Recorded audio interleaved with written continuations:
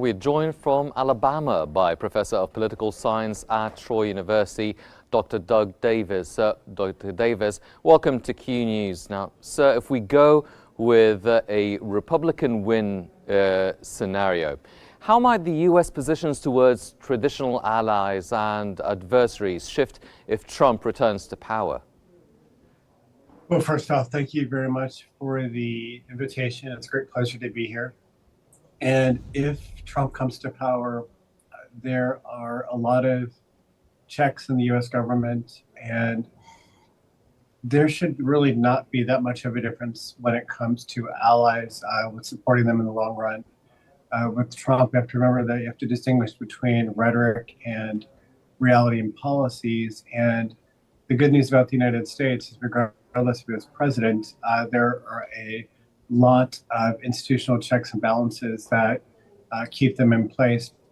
Now, that said, with Trump, we do see a clear change when it comes to policies in two regions. One would be he would up the rhetoric against our allies in Europe, but in the end, nothing would change. I mean, we would still support all of our NATO commitments under Trump.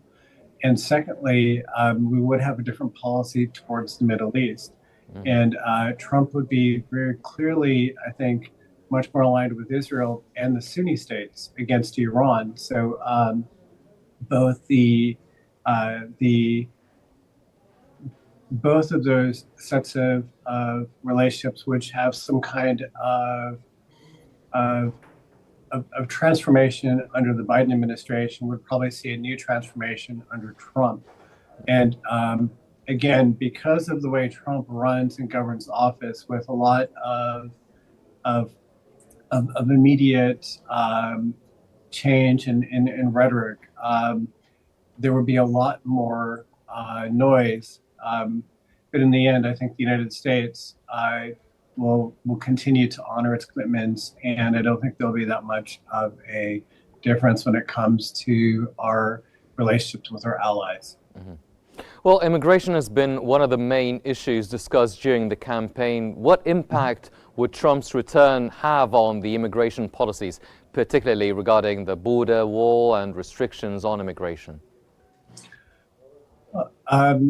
The last time Trump came to office, there were some changes that, for example, that made it harder for some students come to study in the United States. But I don't anticipate that happening again. But I do think that the U.S. would, in fact, defend its southern border much more adamantly under Trump. The wall, there's no budget for this. I mean, there will be some token movement towards constructing a wall, but in the end, we will probably just have more border guards and doing a different type of enforcement that would secure and defend the southern border of the United States under Trump as much as possible. Now, even under Trump, of course, that's not going to be perfect, but that is, in fact, I think, one of the main differences between Trump and Harris. And if you remember, the Biden administration said that he'd be willing to secure the southern border if he was able to make a political deal, which means that the capacity to do that was there, but the willingness was not. And so if the Republicans do come to power in Washington, the willingness will in fact be there, and the ability has always been there. The U.S. could always defend its border. It just often chose not to.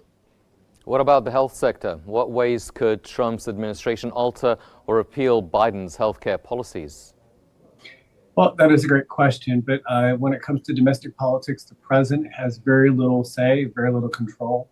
That will mostly be determined by Congress. He can issue some executive orders which have no legal authority in the United States, and any court could really drag those down.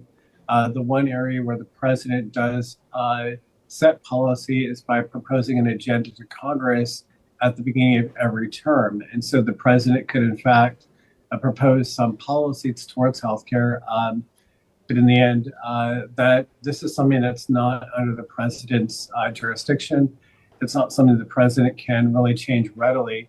Although every president argues that I would do this, it's something that it's really in the hands of Congress, and Congress will be the one to determine that, not the president. Dr. Dougg Davis, the Professor of Political Science at Troy University. Thank you very much, sir, for joining us.